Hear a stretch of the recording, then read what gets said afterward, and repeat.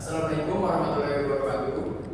Pertama, kami dari kelompok 12 akan menyampaikan materi yang berjudul Teknik Penyusunan Portofolio Saham yang Efisien. Sebelumnya, terima kasih kepada Bapak Rizky Nugroho selaku dosen pengampu pada mata kuliah Manajemen Investasi yang telah memberikan kami kesempatan menyampaikan materi pada hari ini. Sebelumnya, perkenalkan nama saya Niko Satrio Gusnandi sebagai moderator dan teman saya Bisa Nuraliza sebagai pemapar materi yang pertama, dan yang pemaparan yang kedua itu adalah Golias Pamungkas. Oke, langsung saja menyampaikan materi yang pertama yang disampaikan oleh Bisa Nuraliza. Yang pertama yaitu ada pengertian portofolio. Menurut Samsul 2019, portofolio terdiri dari kumpulan surat berharga yang disebut juga surat berharga finansial seperti saham, obligasi, surat berharga derivatif, dan surat berharga pasar uang untuk tujuan investasi. Dan menurut Hadi 2020 menyatakan bahwa portofolio adalah kumpulan sarana investasi yang diciptakan untuk mencapai tujuan investasi secara keseluruhan. Kemudian ada pengertian saham, yaitu ketika seseorang investor membeli saham suatu perusahaan, maka secara otomatis ia mendapatkan hak untuk ikut serta dalam modal perusahaan tersebut. Dalam hal ini, besar kecilnya saham dan modal yang ditanamkan menentukan kekuasaan investor atas perusahaannya.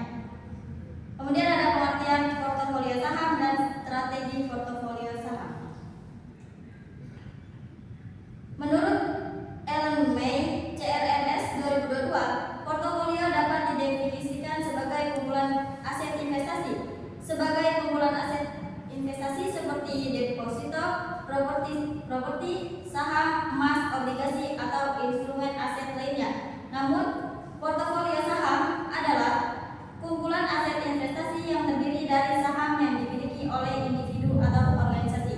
Kemudian, dalam bidang investasi, istilah strategi portofolio mengacu pada produk investasi tertentu yang dimiliki investor dengan tujuan memperoleh keuntungan. Seseorang investor memiliki portofolio saham artinya investor memiliki berbagai jenis saham. Baik, saya lanjutkan pada moderator. Baik, terima kasih kepada Bisa Nuraliza. Pemaparan materi selanjutnya akan dilanjutkan oleh Golias Pamungkas. Silakan. Terima kasih Niko atas waktunya. Dan di sini saya akan menjelaskan tentang strategi portofolio. Nah, strategi portofolio ini dibagi menjadi dua jenis yang wajib kita ketahui. Yang pertama, strategi portofolio aktif dan juga strategi portofolio pasif. Yang pertama di sini saya akan menjelaskan strategi portofolio aktif. Nah, strategi ini adalah cara mengelola investasi dengan tujuan untuk mengalahkan pasar.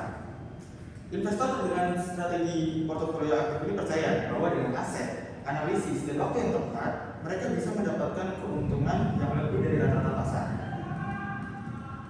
Contohnya, ketika seseorang investor membeli saham perusahaan yang sedang tumbuh besar, karena ia memprediksi bahwa harga sahamnya akan naik dalam waktu dekat.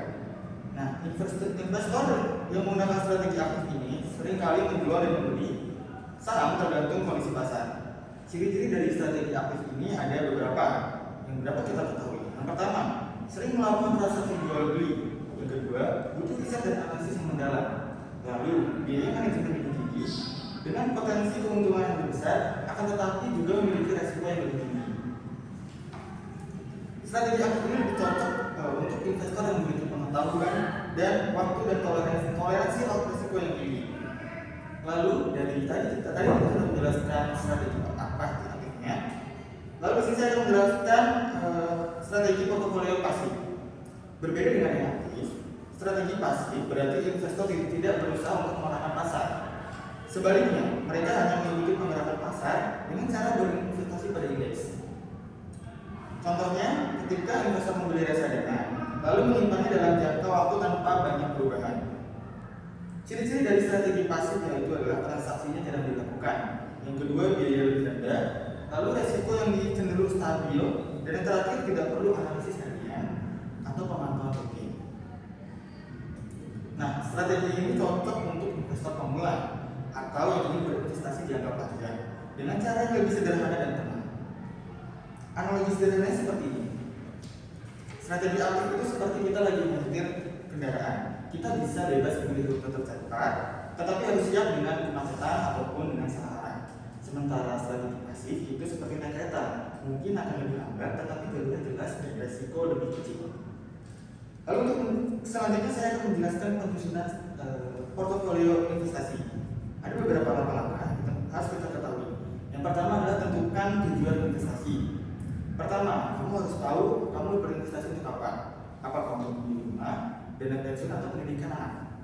Nah, tujuan ini menentukan berapa lama kamu akan berinvestasi dan jenis aset apa yang cocok. Setelah kita mengetahui tujuan, kita juga harus mengenali resiko profil. Setiap orang ini punya tingkat kenyamanan terhadap resiko yang berbeda. Misalnya, kalau kamu takut rugi besar, berarti kamu adalah konservatif. Dan jika kamu adalah orang yang berani mengambil resiko demi keuntungan yang besar, maka kamu adalah termasuk orang agresif. Nah, ini akan mengetahui seberapa banyak kamu bisa berinvestasi di aset beresiko seperti saham. Lalu langkah yang ketiga, kita dapat menentukan alokasi aset. Ini artinya kamu membagi ke beberapa jenis investasi seperti saham, obligasi, atau reksadana. Tujuannya supaya tidak rugi besar kalau salah satu aset mengalami nilai turun. Lalu yang keempat itu melakukan diversifikasi. Jangan taruh semua uang kamu dalam satu tempat.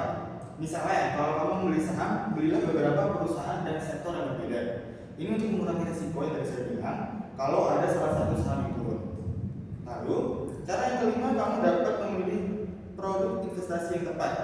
Setelah kamu ingin tahu di mana investasinya, pilihlah produk yang spesifik. Contohnya, mau beli saham, pilih saham di perusahaan apa. Lalu, atau mau memilih reksadana, pilih yang kelola oleh siapa. Lalu yang terakhir adalah pemantauan dan evaluasi secara berkala. Ini dilakukan setiap beberapa bulan dan jangan lupa cek portofolio. Terima kasih. Saya akan berikan kepada Mark. Baik, terima kasih di atas. Baik, langsung kesimpulan saja. Penyusunan portofolio saham yang efisien merupakan langkah strategis dalam investasi untuk mencapai tujuan finansial dengan risiko yang terkendali. Dengan menerapkan prinsip diversifikasi dan memanfaatkan berbagai teknik analisis seperti model Markowitz, capital asset pricing model atau CAPM, dan pendekatan mean variance, investor dapat menyusun kombinasi aset yang optimal sesuai dengan profil risiko mereka. Sekian pemaparan materi dari kelompok kami. Kurang lebihnya mohon maaf. Wassalamualaikum warahmatullahi wabarakatuh.